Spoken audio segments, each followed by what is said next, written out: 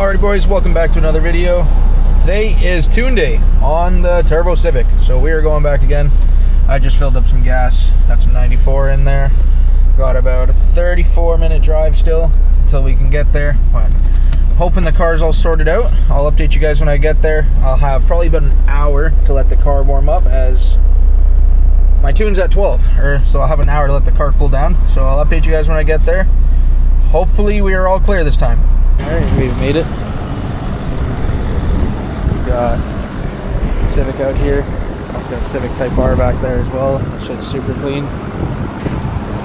Yeah. Nick's just running a 9th gen on the tune right now. And we'll probably get to our car later.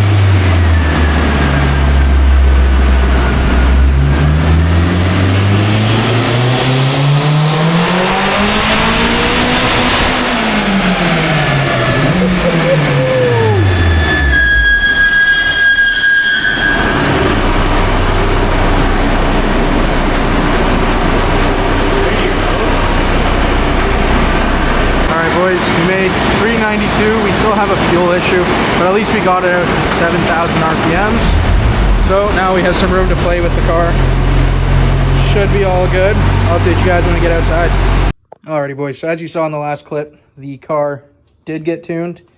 Got a red line of 7,000 RPMs. We do still have a fuel issue, but she runs and drives and she made some pretty decent power. As you saw, I made 392 wheel horsepower at 9 psi with just wastegate pressure and 326 wheel torque. The torque's a little bit on the higher end than what I'd like for what's safe for these motors stock block, but we'll see what happens. I did just pick up a K-motor thermal throttle body gasket, because I think that might be what's related to my starting issue.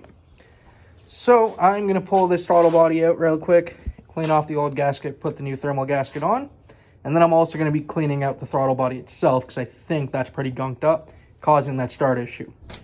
As for the front end here, I did pick up a new grill just off Marketplace really quickly, and it was the exact same one that I was running, so it should look the exact same. But I'm going to pull the intake off really quickly, pull the intercooler coupler off for the throttle body, and then just pull the throttle body out really quickly as well.